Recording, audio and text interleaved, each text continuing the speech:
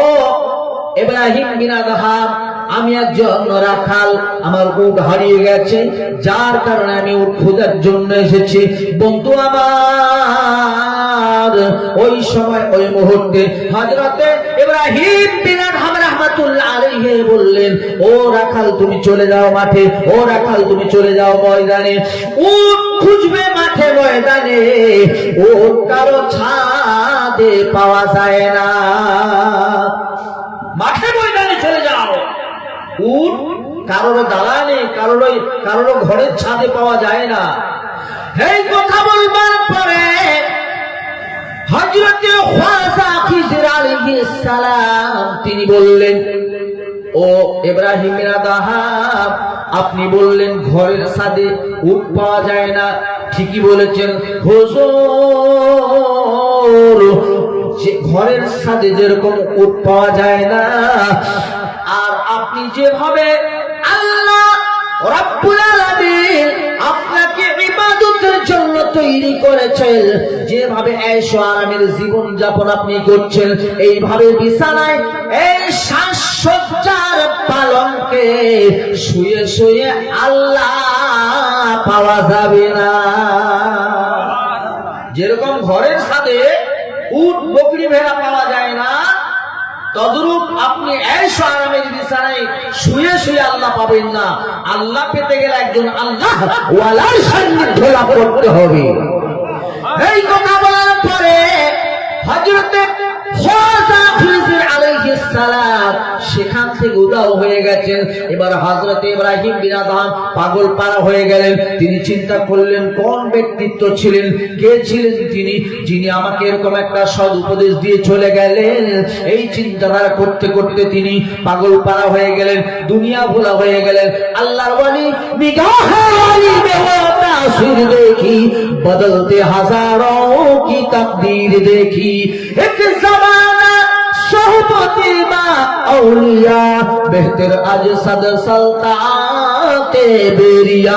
ও মুসলমান আব্বা, আল্লাহর ওয়ালির নিগাহ, আল্লাহর ওয়ালির শুভ দৃষ্টি পড়ে গেছে হযরত ইব্রাহিম বিন আদহামের তকদীর বদলে গেছে, মন চেঞ্জ হয়ে গেল। তার তিনি বলছেন, আরে কেউ কে ছিল যে এত সুন্দর উপদেশ দিয়ে চলে গেছেন।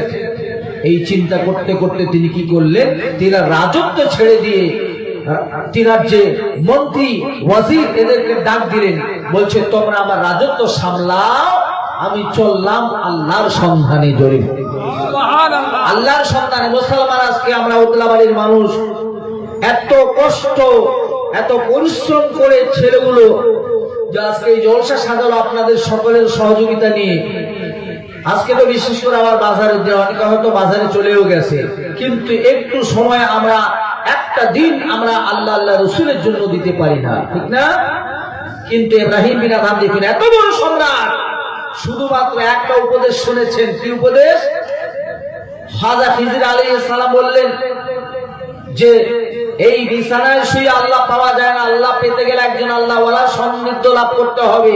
এই শুধু এতটুকু কথা শোনার কারণে তিনি কি হলেন, তেনার মন চেঞ্জ হয়ে গেল। তিনি দুনিয়া ভুলে রাজত্ব তিনি পরিত্যাগ করে সবার হাত, আপনার হচ্ছে মন্ত্রী ওয়াজিরের হাতে হ্যান্ডওভার করে তিনি চলে গেলেন আল্লাহর সন্ধানে। রাস্তার জঙ্গলের কিনারায় কিনারায় হেঁটে হেঁটে যাচ্ছেন, আল্লাহ আল্লাহ আল্লাহ, কিন্তু আল্লাহ পাওয়া যায় না। মান্না গুলজাম দার জমিন ও আসমা, লেকি গুলজাম দার কুলুবে মুমিনা। জোরে বলুন সুবহানাল্লাহ। আসমান জমিনে আল্লাহ খুঁজে পাওয়া যাবে না, আল্লাহ পাওয়া যাবে মুমিন মানুষের কলবে। কুলুবিল মুমিনিনা আরশুল্লাহি তাআলা। আপনার আমার ধর্মে বলা হয়েছে প্রত্যেকটা মুমিন ব্যক্তির কলবে আল্লাহ বিরাজমান।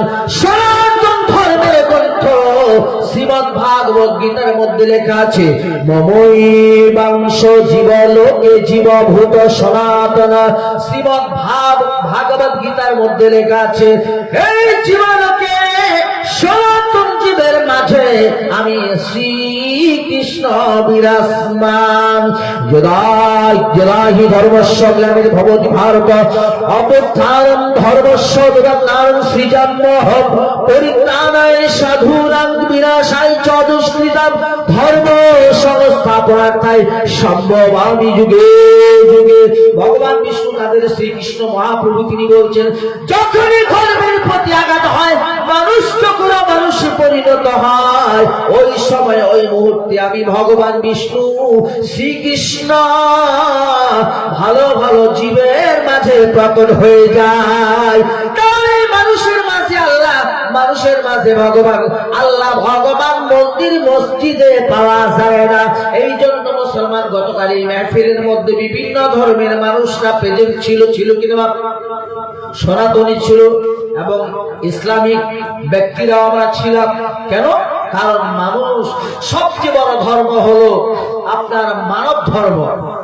মানব ধর্ম, মানুষকে ভালোবাসা, এই শিক্ষাটা যার মধ্যে থাকবে না, তার কোন ইবাদত আল্লাহর দরবারে গ্রান্টেড হবে না। ব্রাদার মিল্লাত ইসলামিয়া। তাই কবি বলেছেন, মানুষের মাঝে আল্লাহ আর মানুষের মাঝে ভগবান, এ কথাটি বলেন কৃষ্ণ আর বলেন নবী মহান। কে বা হিন্দু কে বা মুসলমান, মোরা এক মায়ের সবাই সন্তান। ও মুসলমান আব্বা, আল্লাহ পেতে গেলে আবার নদীর কিনারে আল্লাহ পাওয়া যাবে না। আল্লাহ বলছিল, শোনে না, তুমি যদি আল্লাহর সন্ধান পেতে চাও, শুধু নদীর কিনারে আল্লাহ বললে হবে না। আমাদের মধ্যে কতগুলো পাগল আছে, ডাইরেক্ট জিকির শুরু করে দিয়েছে। আরে জিকিরের যে একটা তরিকা আছে। হ্যাঁ বাবা, আপনারা একটু মেহরবানি কষ্ট করুন তো, একটু চেয়ার গুলো একটু দাঁড়িয়ে যান, দাঁড়িয়ে সালাম করি আর চেয়ার গুলো একটু কাছে নিন, সবাই দোয়া পাবে। ইয়া নবী সালাম। আসুন সামনে আসুন, সবাই সামনে আসেন। ইয়া রাসূল সালাম। সবাই চেয়ার গুলো সামনে আসুন। ইয়া হাবিব সালাম আলাইকা সালাওয়াতুল্লাহ আলাইকা। তো ব্রাদার মিল্লাত ইসলামিয়া, আল্লাহ পেতে গেলে ওই নদীর কিনারে আল্লাহ পাওয়া যাবে না। আল্লাহর সন্ধান করতে গেলে একজন আল্লাহওয়ালার আপনার সান্নিধ্যে যেতে হবে, তিনার দরবারে হাজিরি দিতে হবে। এই কথা বলার পরে হযরত ইব্রাহিম বিন আদম রাহমাতুল্লাহ তিনি চিন্তা করলেন, কে যেন আওয়াজ দিল, কি শুনলাম, এটা আল্লাহর সন্ধান পেতে গেলে আল্লাহওয়ালার দরবারে যেতে হবে। এবার তিনি আল্লাহওয়ালার খোঁজে চলেছেন। বন্ধু আমার যাচ্ছেন, যেতে যেতে যেতে যেতে একজন মহান সাধক ব্যক্তি, একজন মহান মহাপুরুষ, সে মহাপুরুষের দরবারে হাজির হয়ে গেলেন, যার নাম হলো হযরতে খাজা ফুজাইল রাহমাতুল্লাহ। হযরতে খাজা ফুজাইল রাহমাতুল্লাহ দরবারে হাজির হবার পরে তিনি বলছেন, হুজুর আপনি আমাকে বায়াত গ্রহণ করান। হুজুর বলছেন, বাবারে অবশ্যই বায়াত গ্রহণ করাবো, কিন্তু আব্বা বায়াত গ্রহণ করবার আগে কিছুদিন তোমাকে এই আমার বাবুর্চিখানায়, এই পীরের দরবারে তোমাকে গোলামি করতে হবে। বলছে, হুজুর আমি রাজি আছি। দীর্ঘদিন গোলামি করলেন হযরত ইব্রাহিম বিন আদহাম রাহমাতুল্লাহ। দীর্ঘদিন বাবুর্চিখানায় কাজ করলেন। কাজ করবার পরে একদিন পরীক্ষা হচ্ছে। ওই যে পীর মুর্শিদ অনেক সময় পরীক্ষা করে, পীর মুর্শিদি অনেক রকম আঘাত দেবে, ইমানের পরীক্ষা নেবে। আপনার পীর, আপনার মুর্শিদ, আপনার উস্তাদ আপনাকে অনেক সময় আপনার এক্সাম নেবে, পরীক্ষা নেবে, এটাতে আপনাকে পাস করতে হবে। অন্যথায় কোন পীর মুরিদ ওই যদি আপনার আমার মধ্যে ওই ধৈর্য না থাকে, আপনার আমার মধ্যে যদি ওই জ্ঞানটা না থাকে যে ইনি আমার একজন তরিকতের ওস্তাদ, ইনি একজন আমার পীর বা শায়েখ, উনি আমাকে নিশ্চয়ই কোন পরীক্ষা করছে, এর মধ্যে আমাকে পাস করতে হবে। আল্লাহ বলছেন যে তোমরা প্রত্যেক কাজের মধ্যে ধৈর্য ধারণ করবে। যার ধৈর্য নাই তার কোন ইবাদত আল্লাহর দরবারে নন গ্রান্টেড হবে না। এই জন্য কবি বলছেন পীর মুর্শিদ অনেক রকম আঘাত দেবে, ইমানের পরীক্ষা নেবে, আরে কঠিন কাজে পাঠাইবে, পরীক্ষা করতে ঈমান, মানুষের কথা নয় বলছে পাক কোরআন। ও মুসলমান আব্বারা, আমার ভাইয়েরা, এবার হযরতে ইব্রাহিম বিন আদহাম ওই বাবুর্চিখানায় কাজ করতে করতে ছোট্ট একটা কাজের মধ্যে ভুল হয়ে গেছে। পীর মুর্শিদ বলছিল ও বাবুর্চিরা তোমরা চলে যাও, ওই হযরত ইব্রাহিম বিন আদহামকে একটু পরীক্ষা করে নাও। মানুষের সবচেয়ে বড় খারাপ জিনিস হলো অহংকার।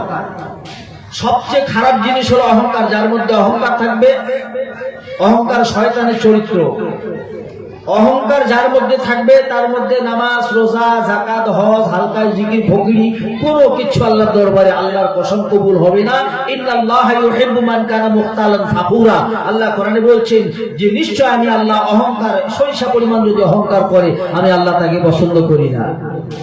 ইব্রাহিম বিন আদহাম রাহমাতুল্লাহি আলাইহির অহংকার কতটুকু তিনি মুক্ত হয়েছেন এই পরীক্ষা করবার জন্য হযরত খাজা ফুজাইল রাহমাতুল্লাহ আলাইহি পীর মুর্শিদ যিনি, তিনি কি করলেন, একজন বাবুর্চিকে পাঠিয়ে দিলেন, যাও তোমরা ইব্রাহিমকে একটু পরীক্ষা করে নাও সে মুরিদের যোগ্য হয়েছে কিনা।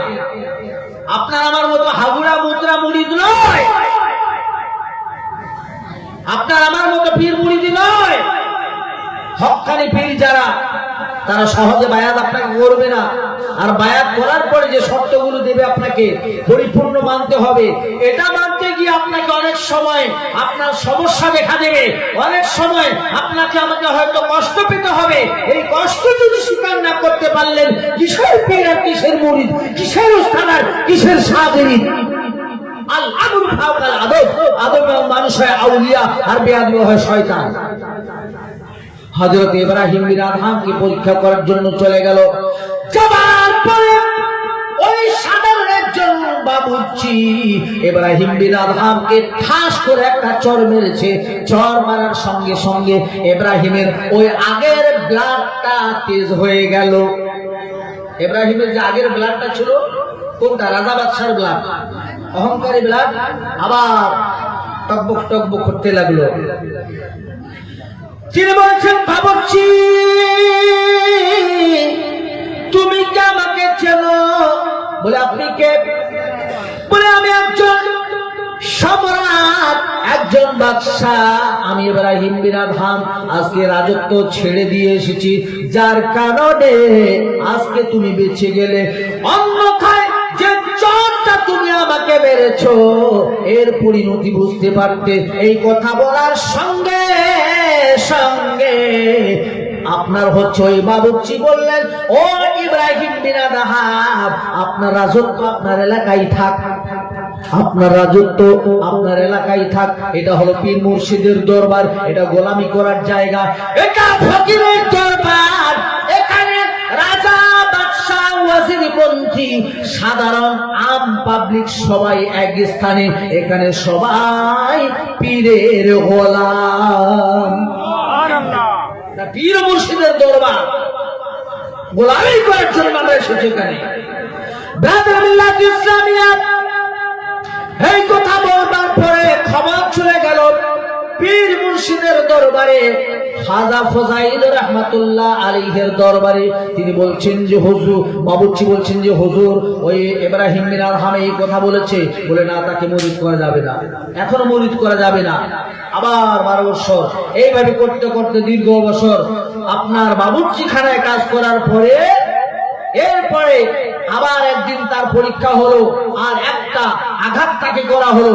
সেদিন কিন্তু হযরতে ইব্রাহিম বিন আদহাম রাহমাতুল্লাহ আলাইহি তিনি বলেছিলেন যে বাবা, তুমি যে আমাকে মেরেছো, তোমার হাতে কোনো ব্যথা পাইনি তো, এই কথা বলেছেন। এই সংবাদ অতি দ্রুত বেগে আল্লাহর ওয়ালি হযরতে খাজা ফজাইল রাহমাতুল্লাহ আলাইহির দরবারে চলে গেল। বলছেন হুজুর, আজকে ইব্রাহিম বিন আদহাম রাহমাতুল্লাহ আলাইহি এই কথা বলেছেন।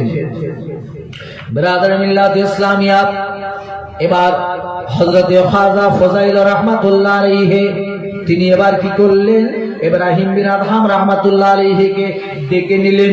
ডেকে নেবার পরে হযরত ইব্রাহিমকে বায়াত করিয়ে দিলেন, মুরিদ করিয়ে দিলেন। বন্ধু আমার, কিরকম পীর কিরকম মুরিদি, পীর যেরকম মুরিদ সেরকম, পীর যেরকম মুরিদ সেরকম।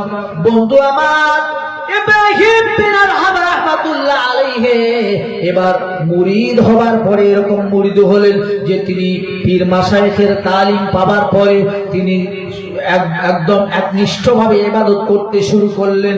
ওয়াজিফাগুলো করতে করতে আমার আল্লাহ এমন পাওয়ার দিলেন ইব্রাহিম বিন আদহাম রাহমাতুল্লাহ আলাইহিকে, যিনি লোহার একটা বড় সুচ দিয়ে নিজের কাপড়গুলো সেলাই করে তিনি পরিধান করতেন।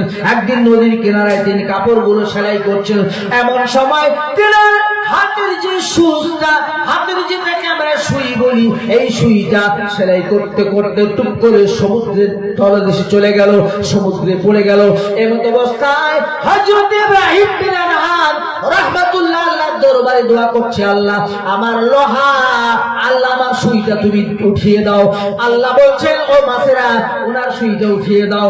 এবার সঙ্গে সঙ্গে হাজার হাজার জলজন্তু, হাজার হাজার মাছ এক একটা করে সোনার সুই নিয়ে ইব্রাহিম আদহামের দরবারে হাজির, মাথা উঁচু করেছেন। ইব্রাহিম বিন আদহাম বলছেন, আল্লাহ আমার তো সোনার কোনো লোভ নাই, আল্লাহ সোনার যদি লোভ থাকতো আমি রাজত্ব ছেড়ে দিয়ে আসতাম না। আল্লাহ, যে লোহার সুই আমি পেয়েছিলাম, আল্লাহ ওই লোহার সুইটা আমাকে দিয়ে দাও। চিন্তা করেছেন ওলিদের কত পাওয়ার আল্লাহ দিয়েছেন। আল্লাহ, সোনার আমার কোনো আকাঙ্ক্ষা নেই মাওলা, যে লোহার সুচ ছিল সে লোহার সুচটা তুমি আমাকে দিয়ে দাও। আল্লাহ রাব্বুল আলামিন সঙ্গে সঙ্গে হেড অফ দ্য ডিপার্টমেন্ট, সমস্ত মাসের যিনি রাজা, ইনি উঠলেন, ওই তিনার সুইটা নিয়ে ইব্রাহিম বিন আদহাম রাহমাতুল্লাহ আলাইহিকে সেই সুচটা দিয়ে দিলেন। আচ্ছা আচ্ছা, মা আপনারা এই প্লাস্টিক আসেন, মায়েরা আপনারা এদিকে চেয়ারগুলো পেছনে দেওয়া হবে তো, মায়েরা আপনারা সামনে আসুন, সামনে আসুন। এ দেশে আর ভালো লাগে না,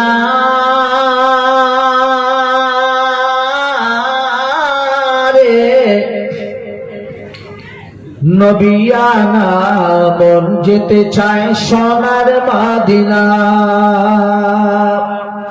মদিনাতে গেলে পরে সব চালা যায় গো চলে, মদিনাতে গেলে পরে সব চালা যায় গো চলে। কেমন করে যাব মদিনা গো, নবী আমার মন যেতে চায় সোনার মদিনা। ওরে মদিনাতে যেতে হলে অনেক টাকা পয়সা লাগে। গতকাল এসেছিলেন আপনার শিহাব চত্তুর ভাই নাকি, তিনি পায়ে হেঁটে আল্লাহর কাবা শরীফে তাওয়াফ করতে তিনি সার্থক হয়েছিলেন, সাকসেস হয়েছিলেন। কিন্তু আমাদের সকলের তো আর ক্ষমতা, পায়ে এত ক্ষমতা নাই, ঠিক না বাপ? সবাই হাঁটতে পারে না। ডক্টর বলছে সকালবেলা একটু হাঁটবে, কিন্তু আমরা হাঁটতে পারি না। শিহাব চত্তুরের মতো আমাদের তো পায়ে আল্লাহ কোনো ক্ষমতা দেয় না যে হেঁটে হেঁটে হজে যাব। তো মন কিন্তু সবাই যেতে চায়, চায় না বাপ? তাই শায়ের বলছে, ওরে মদিনাতে যেতে হলে অনেক টাকা পয়সা লাগে, গরিবি বলে যেতে পারি না গো নবী আমার, মন যেতে চায় সোনার মদিনা, মন যেতে চায় সোনার মদিনা গো নবী আমার, মন যেতে চায় সোনার মদিনা। ব্রাদার মিল্লাত ইসলামিয়া, সংক্ষিপ্ত সময়ে তাড়াহুড়ো করে কিছু আলোচনা করেছি বাপ। वो रात भर रोने से क्या फायदा, वो रात भर, গতকাল সারা রাত বক্তব্য শুনেছেন, এখনো শুনছেন, আগামী দিনে আবারও অন্য জায়গা জলসা শুনবেন। আমি মৌলানা মাকসুদুল 12 বছর থেকে ওয়াজ করে আজকে 47, জীবনে অনেক ওয়াজ শুনলাম, অনেক ওয়াজ করলাম, কিন্তু কি লাভ? শিয়াব চতুর ভাইকে দেখেছেন, সবাই দেখেছেন তো বাপ, আমি দূর থেকে দেখেছি, কিন্তু ওনার কথাগুলো আমি ফলো করেছি, কথাগুলো শুনেছি। দেখা বড় কথা নয়, দেখাটা বড় কথা নয়, দেখতে হবে। একজন নিত্য নতুন মানুষ, তার চেহারা দেখা ভালো, হজ করেছেন পায়ে হেঁটে, কিন্তু উনি কি বলে গেছেন কজন মনে রাখবেন? একটু হাত তুলুন। কেউ রাখবেন? 2-4 জন হয়তো বলে ভাই এই কথাটা বলে গেছেন, এটা আমার আমল করতে হবে। ভালো কথা বলেছেন। তো বেরাদার মিল্লাত ইসলামিয়া, তো দেখা বড় কথা নয়, শোনার পরে সেটাকে মেনে নেওয়া, এটা হলো বড় কথা। তাই কবি বলছেন, वो रात भर रोने से क्या फायदा, एक अश्क ही काफी है घर असर करे। এই সারা রাত শুনেছেন, আজকে শুনছেন, শোনার পরে একটা কথা নিয়ে যদি আমল করতে পারেন, জীবন ধন্য হয়ে যাবে। এ বলে আমার বক্তব্য শেষ করব, কিন্তু যেতে যেতে একটাই কথা বলবো বাপ, সমস্ত কিছুর মূল হলো, আজকে মসজিদ আছে, আপনার জলসা আছে, সবকিছুর মূল হলো মাদ্রাসা। মাদ্রাসার দিকে লক্ষ্য রাখবেন। ও আখিরু দাওয়ানা আনিল হামদুলিল্লাহি রাব্বিল আলামিন। আসসালামু আলাইকুম ওয়া রাহমাতুল্লাহি ওয়া বারাকাতুহু। আসসালামু আলাইকুম ওয়া রাহমাতুল্লাহি ওয়া বারাকাতুহু। এত এলাকার সকল মুসলিম ভাই বন্ধু এবং মা বোনদের উদ্দেশ্যে বলছি, যারা আখেরি মোনাজাত অর্থাৎ আখেরি দোয়া হুজুর মুর্শিদাবাদী পীরে কেবলা আলহাজ রায়হানুল হক সাহেব আমাদের আজকের এই মজলিসে এসে গেছেন, আর কিছুক্ষণ পরে আমরা দোয়া আখেরি দোয়া করব। তাই আপনারা যারা যেখানে থাকেন না কেন, আপনাদের যদি নিয়ত থাকে, ইচ্ছা থাকে, কামনা থাকে, তাহলে অতি শীঘ্র এই মজলিসে চলে আসুন। কারণ ভাই